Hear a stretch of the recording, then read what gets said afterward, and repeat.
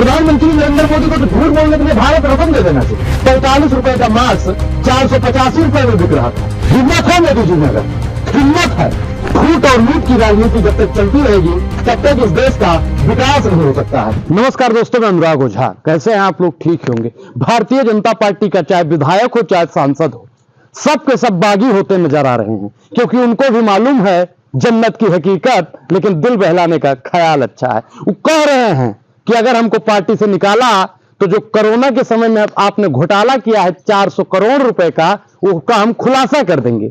भाजपा सरकार को एक चुनौती है, क्योंकि कर्नाटक में बीजेपी के विधायक ने ही कहा है, कर्नाटक में येदियुरप्पा की सरकार भारतीय जनता पार्टी की सरकार थी और करोड़ों रुपए का घोटाला हुआ। अब आप सोचिएगा जरूर कि मोहल्ले में, कस्बे में, देश में और भी अन्य राज्यों में कितने का घोटाला हुआ होगा। 45 रुपए का मास्क 485 रुपए में बिक रहा था। 10,000 का सामान 20,000 25,000 में दे रहे थे। ये हम नहीं कहते, ही बीजेपी के विधायक ने कहा। अब आप सोचिएगा जरूर कि भारतीय जनता पार्टी और मोदी जी डरते क्यों हैं इतना। मैं पूरे प्रूफ के साथ में आज आपको बताऊंगा कि मोदी जी विधायक और सांसद से बहुत ज्यादा डर रहे हैं और इनके विधायक और सांसद बागी हो रहे हैं। एक इनके सांसद ने कहा था, आपको याद भी होगा, जिसने महिलाओं का यौन शोषण किया था, उसने कहा था कि मैं फर्द रही हूं महफिल की, मैं एक मुकल्लम महफिल हूं, महफिल न रहेगी महफिल में अगर मुझको उठाया महफिल ने। अब आप बताइएगा जरूर कि उस अत्याचार में बीजेपी का कितना नेता शामिल रहा होगा। आप सोचिएगा जरूर कि कितने भ्रष्टाचारी भारतीय जनता पार्टी में और कितने अत्याचारी भरे हुए हैं। अगर बीजेपी का नेता और बीजेपी का विधायक, बीजेपी का सांसद ऐसी बात कह रहा है तो आप लोग कल्पना भी जरूर कीजिएगा। अगर आप किसान माइनॉरिटी से आते हैं तो आप अजय टेंडुलकर को कभी नहीं माफ करेंगे। अगर आप SC ST ओबीसी माइनॉरिटी के लोग होंगे तो आपको भली भूति मालूम है कि मध्य प्रदेश में एक आदिवासी के मुंह पर पेशाब किया गया था। खैर छोड़िए, आज के मुद्दे पर ही बात करते हैं। भारतीय जनता पार्टी, भारतीय भ्रष्टाचारी पार्टी, जो हमेशा और हमेशा हिंदू मुसलमान के नाम पर वोट लेती है और अपने ही बीजेपी की जब कुर्सी खतरे में होती है, बीजेपी का ही विधायक कहता है साहब पोल खोल देंगे। अब भारतीय जनता पार्टी और मोदी जी की पोल खोल की राजनीति चल रही है।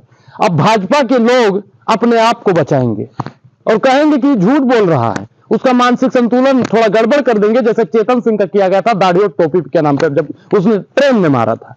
लेकिन अब मैं देशवासियों से अपील करना चाहता हूं कि अगर कोई बीजेपी का विधायक या बीजेपी का कोई सांसद कुछ भारतीय जनता पार्टी पर आरोप लगाता है तो अंदर की बात अंदर वाला बहुत बेखूबी जानता है।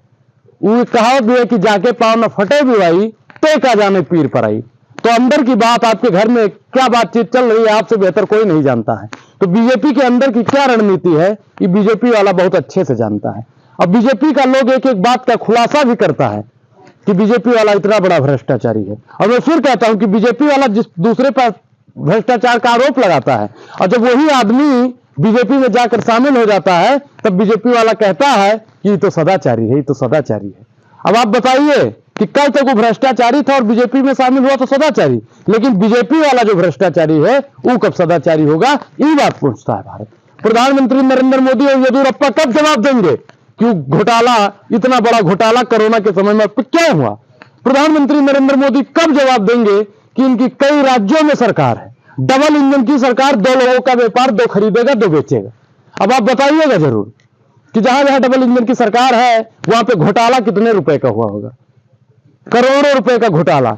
अब बताइए कर्नाटक कितना बड़ा है, वहां पे इतना बड़ा घोटाला, तो आप उत्तर प्रदेश चले जाइए, मध्य प्रदेश चले जाइए, कितना बड़ा घोटाला हुआ होगा साहब, आप सोचिएगा जरूर।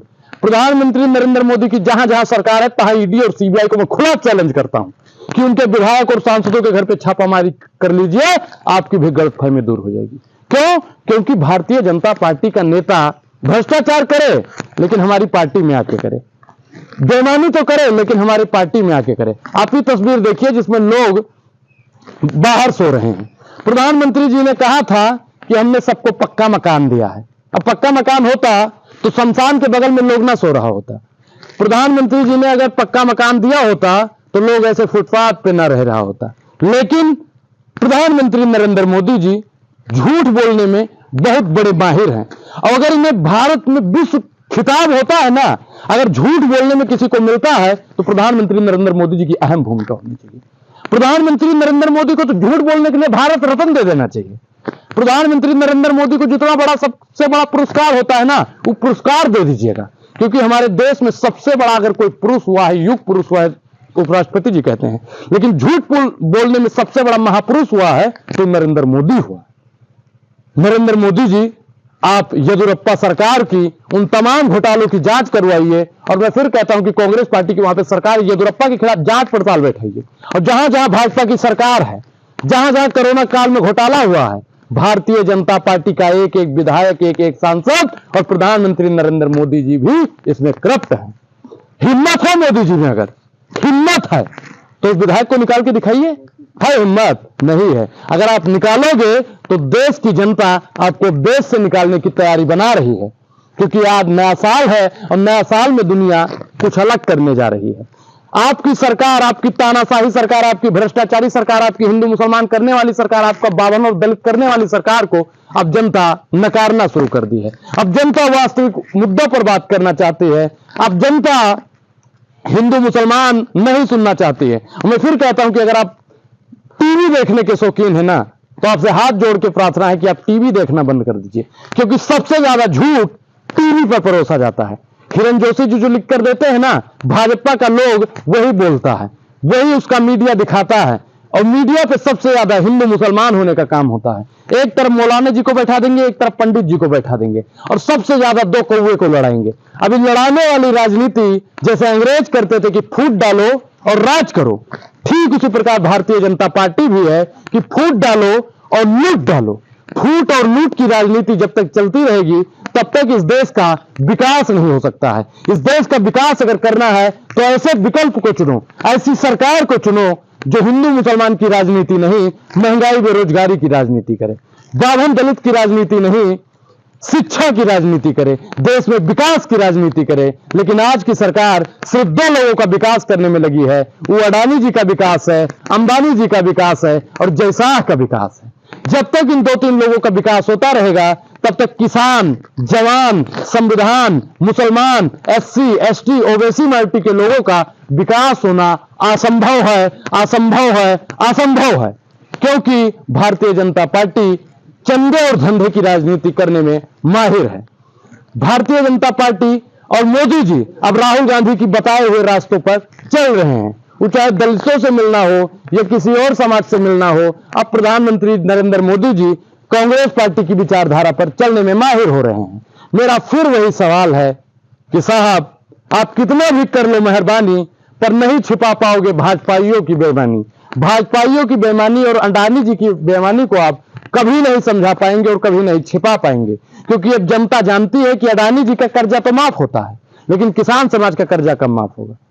आप अडानी और अंबानी को तो नौकरी देते हैं, जयशाह को तो रोजगार देते हैं, लेकिन देश के एससी, एसटी, ओबीसी माइनॉरिटी के किसान जाति के लोगों को रोजगार आप कब देंगे, ये बात पूछता है भारत। आप एक समुदाय को, विशेष समुदाय का नाम लेकर टारगेट करने का आपकी सरकार और आपकी मीडिया काम करती है, लेकिन आप हक और अधिकार की बात उसके कब करेंगे। आप मुसलमानों पर उंगली तो उठा देते हैं साहब, लेकिन आप बीर अब्दुल हमीद का इतिहास नहीं पढ़ते हैं, आप अशफाक उल्लाह खान का इतिहास नहीं पढ़ते हैं, आप सरदारों को खालिस्तानी तो बोल देते हैं, लेकिन आप भगत सिंह का इतिहास नहीं पढ़ते हैं, आप ब्राह्मणों को भी विरोधी बता देते हैं, लेकिन आप राम प्रसाद बिस्मिल का इतिहास नहीं पढ़ते हैं, चंद्रशेखर आजाद का इतिहास नहीं पढ़ते हैं। तो आपको पढ़ने की जरूरत है। मैं फिर कहता हूं कि भाजपाई जितने हैं वो पढ़े लिखे नहीं हैं, वो चाहे टीचर बोल रहा हो या देश का नागरिक बोल रहा हो, या कुछ नेता जो प्रधानमंत्री नरेंद्र मोदी की डिग्री भी मांग रहे थे। लेकिन लेकिन लेकिन प्रधानमंत्री नरेंद्र मोदी कई बार कह चुके हैं कि मैं पढ़ा लिखा नहीं हूं। अब बताइए, जो पढ़ा लिखा होता है नाली से गैस निकाल के चाय बना रहा होता। अगर जो पढ़ा लिखा होता तो आसमान में बादल है तो रडार नहीं पकड़ेगा। अगर पढ़ा लिखा होता तो ऐसा काम करता नहीं करता। इस पूरी वीडियो पर आपकी क्या प्रतिक्रिया है? अपनी प्रतिक्रिया जरूर दें। शुक्रिया।